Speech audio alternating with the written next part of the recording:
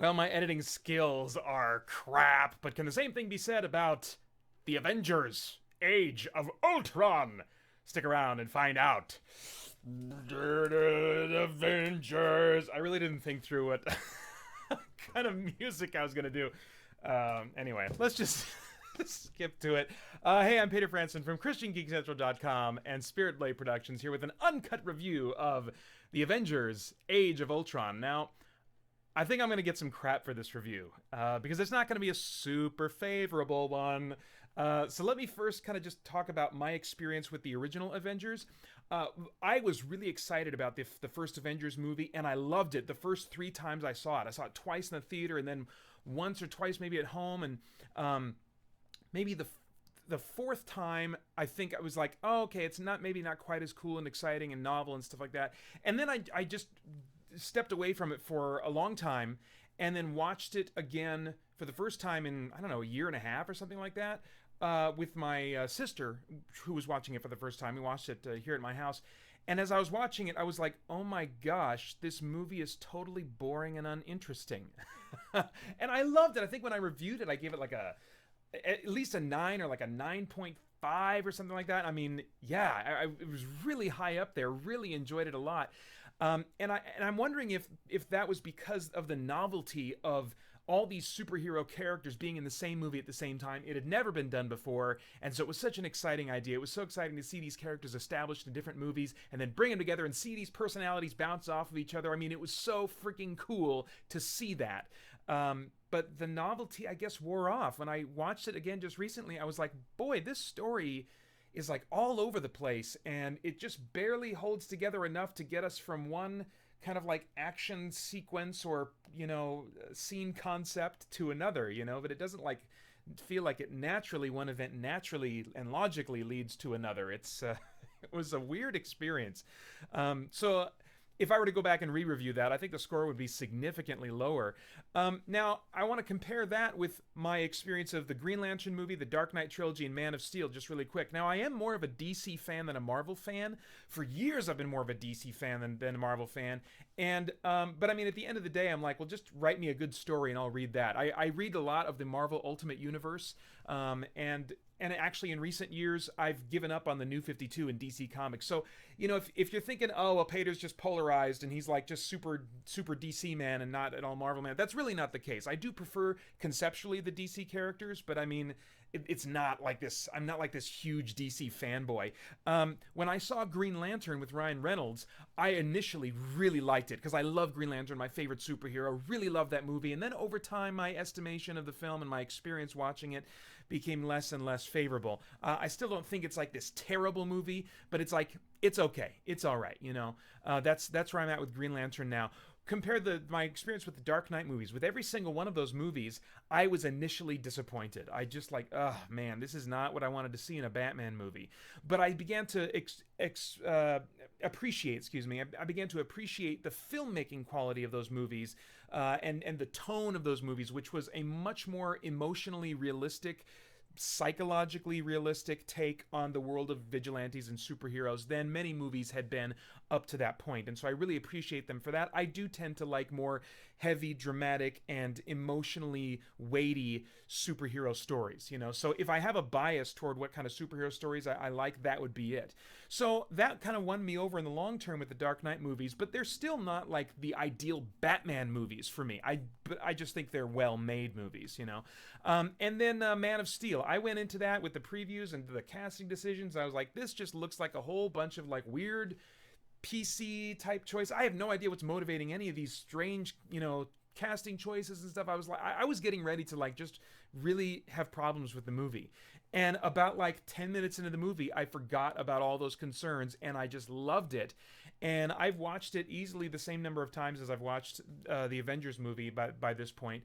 And it still really holds up for me. It's just more my type of movie. So that's kind of my background. So if you don't like what I have to say about Avengers Age of Ultron, it is just my opinion, as all reviews are, so keep that in mind. Okay, here we go. Now, the synopsis for this one on IMDb for Avengers Age of Ultron is when Tony Stark tries to jumpstart... I'm not editing. These are uncut. When Tony Stark tries to jumpstart a dormant peacekeeping program, things go awry, and it is up to the Avengers to stop the villainous Ultron from enacting his terrible plans. So basically, Tony's idea was, I'm going to create this, robot-based artificial intelligence defense network that's going to protect the world the next time, the Chitauri or some other alien race decides to invade. We're going to make sure that only humans are causing humans problems, not aliens, And so he had these great intentions, but it goes awry, and he ends up creating Ultron, and Ultron is like, I think the cure to the world's problems is to kill the world, So they're up against this massive, like, cybernetic artificial intelligent threat, that's all over the internet and just totally unstoppable, and all that kind of stuff. So this one, like the first one, in my opinion, has just enough story to set up action sequences that they want to show you. It does have a welcome subplot involving Hawkeye's personal life, which does add a little bit of what I would call a little bit of emotional realism. It kind of grounds his character in reality a little bit. I was like, oh, wow, okay, suddenly I can relate to this guy. He's like kind of a normal guy in some ways, at least when he's not working, and so I really appreciated that part of the story. I wish we would have seen more of that with all the characters, especially the ones that most need grounding. Hawkeye's already pretty grounded because he's not like a superhero, and there's also a subplot about a developing romance between two different Avengers. I'm going to try to avoid spoilers. I'll just be very vague, but still specific enough, hopefully, that after you watch the movie, you can watch this review and know what I'm talking about. So there's a nice romance developing between two Avengers, which I think also helps add just a layer of just groundedness, just a little bit. I mean, it's an unconventional romance, to be sure. But Captain America, and Thor are nearly one-dimensional in this movie. Very disappointing. There is a nice running joke with related to Captain America's character that I enjoyed. I mean, it only got old the last one or two times they used it, but for most of the movie, I really enjoyed this running joke, which was a play on his kind of man out of time nature. It was just kind of a riff on that, and I enjoyed that. Thor, oh my gosh. In some ways, I feel like he was barely in this movie. I mean, he was there for all the action scenes and stuff like that, but like, I have no idea what motivates this guy based on this movie, or what makes him tick, what he cares about. I mean, it's, lots of jokes that could have been replaced by some nice character moments that reminded us of what motivates each of these characters individually, and how all those different motives bring them together somehow to, act as the Avengers. It's really a missed opportunity there. I think that they could keep their jokey flavor, but also let us, have a little bit more groundedness in the emotions and the psychologies. There's a word there. I'll let you figure that out. Of these characters. So yeah, like I said, the dialogue's very jokey, and I think that all gets traced back to Iron Man. They just didn't realize that, the answer is not, oh, let's make lots of jokes in all these Marvel movies. That was the key to success, because we've seen plenty of Marvel movies that have had lots of forced jokes ever since then, So that's a bummer that they really seem to have attributed the success of these Marvel movies to the jokes, because I really don't think that's the element that has made them successful. And they really pound those jokes, man. Holy Spider-Man, as he's going to be entering into this universe now, in the near future of these movies, he's going to have to be acting like a freaking lunatic in order to stand out. Spider-Man is the one that you expect to be jokey and making quips and stuff like that while he's fighting, but everybody's doing it. Well, in some form or another. Some definitely more than others, but everybody is joking around, making these too clever remarks in the midst of what should be strenuous and stressful situations and actions and stuff like that. Spider-Man, to stand out, is going to have to be freaking insane. So I don't know what they're going to do with that. People never seem seriously concerned or challenged in this movie. A casualty does occur, but even next to the fresh dead body we're supposed to be mourning, a character makes a little joke, and I'm like, oh my gosh, really? You're going to be flippant that soon after this person died? Oh my gosh, and the body's right there. So anyway, and I will bet money that this casualty will be reversed anyway in the next Avengers movie, if not beforehand. So I just didn't feel, there was never for me, there was never any suspense. I was never concerned for any of the characters, and the visually spectacular feats of these characters just felt ho-hum as a result. I think good action, you need to feel the risk involved, you need to feel the cost involved, you need to feel the effort involved, and I felt almost none of that in this movie. As a result, the action, although they pumped tons of money into it and time given to it, it was boring. It was boring. I'm sorry. Anyway, okay, so let's talk about the cast. All these cast members, you remember all of them, right? I collected pictures of each of them to show you. They all do a great job. And we got the added characters of What's-Her-Face Olsen and dude from the Kick-Ass movie. I can't remember the names. But they did a fine job. Their Russian accents were maybe not quite committed. Especially Olsen, I felt like sometimes it was an American doing a Russian accent.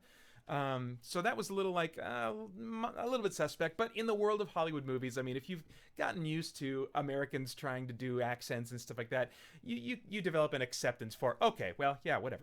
They're Russian.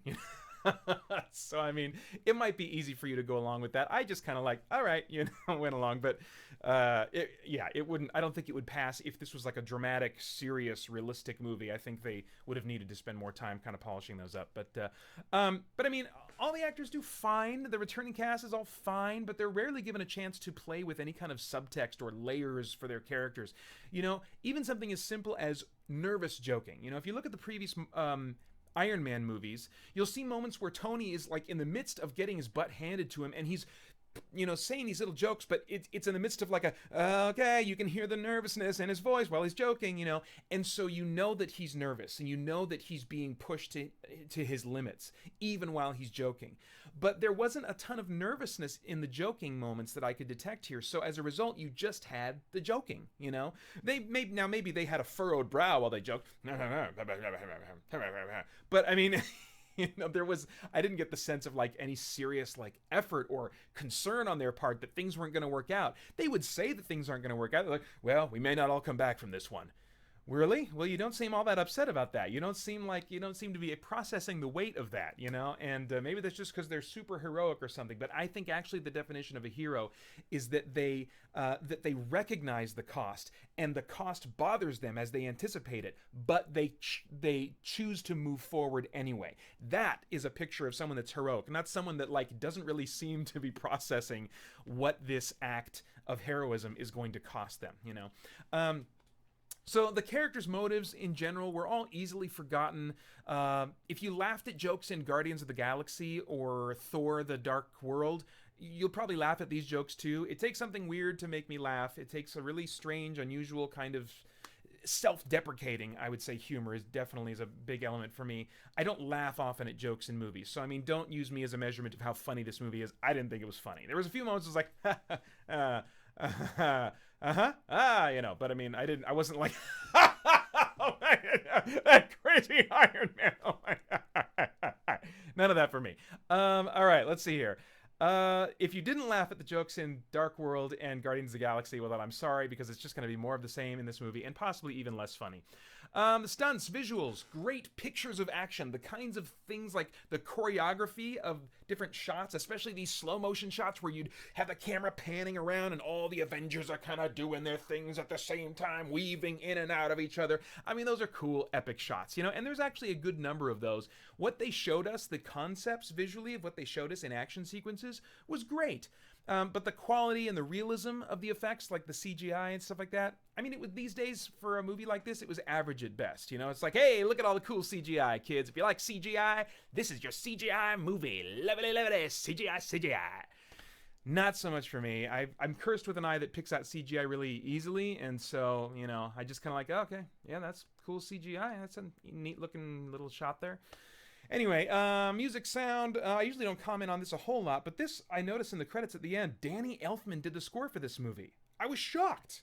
It was very forgettable compared to his other work. I think he's a fantastic composer, but maybe he was just feeling like he was kind of like had to be boxed into the feel of the previous movie. Did he do the score for the first Avengers movie? I didn't think he did, but anyway, I'm a fan of Danny Elfman from the old Tim Burton days where he did these weird, hurdy-gurdy, creepy, like Edward Scissorhands and what's his dude Beetlejuice and like Pee Wee Herman and these strange kinds of scores, and I miss those days.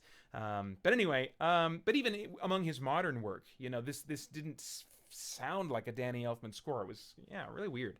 All right, so as far as like relevance, is there anything in this movie that might trigger worthwhile moral or philosophical thought or conversation? Not a ton, but there's two things maybe that stand out. One, there's a conversation between Tony Stark and Captain America, in which Captain America's being a little bit more of the optimist. I think they're kind of at this point debating over whether or not Tony should be allowed to enact this program that he thinks is going to be like that's going to save the world. The Ultron program, and Cap is against it or something. And anyway, it's something like that. But the point is, Stark says, well, how are we going to do this? How are we going to win, or whatever the subject of the conversation is? And Captain America says, we'll do it together.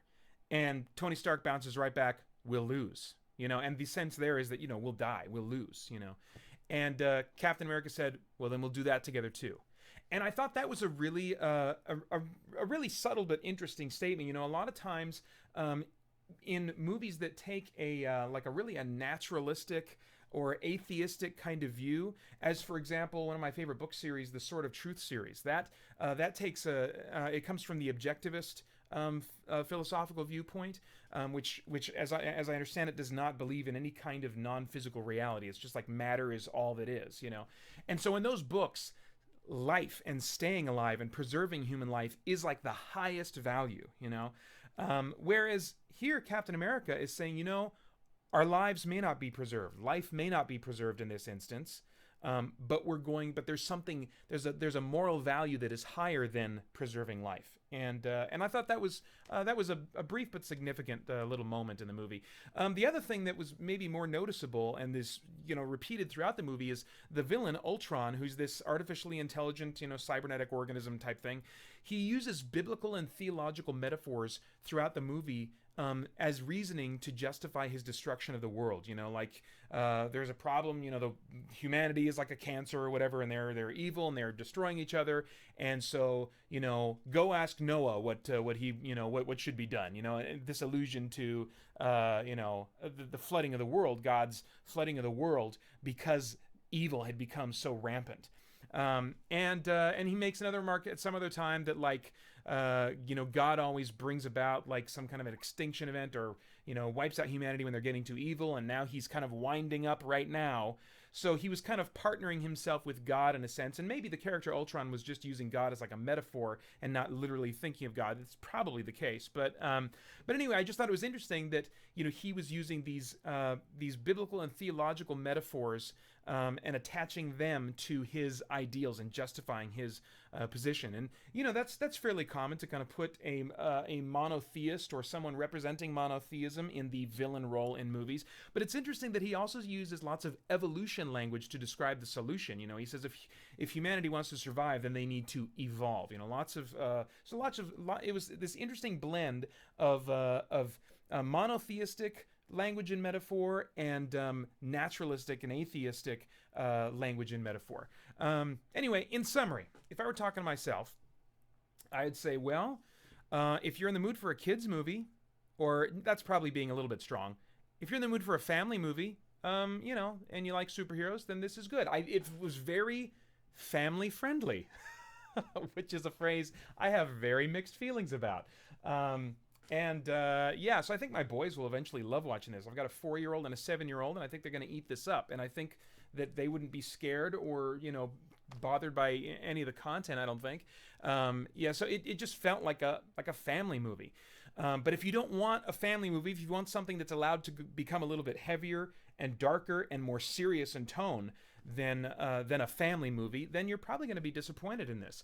Unless you're just a huge Avengers fan and it's like, hey, then this review isn't for you to begin with. If you're just like a gung-ho, man, you do anything with Marvel, I am there, then like, man, my hat's off to you. That is freaking commitment, baby. And I can relate to it.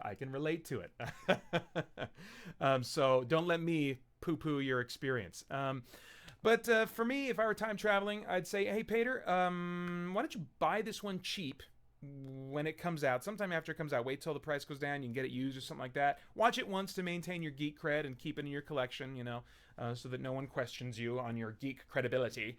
But other than that, this is not one you need to rush and see. It's rated PG-13 for intense sequences of sci-fi action, violence, and destruction, and for some suggestive comments. I give it a quality score of 7.5 out of 10, so it's okay. It's okay. And a relevance score of 6.0 out of 10. Well, please do like, share, and subscribe if you like this video and you wanna share it with other people and you want more videos like this. And then I hope you'll boom go to ChristianGeekCentral.com to meet some other folks there as we continue to geek out and seek the truth. Oh crap! I didn't even prep my button. Where is it?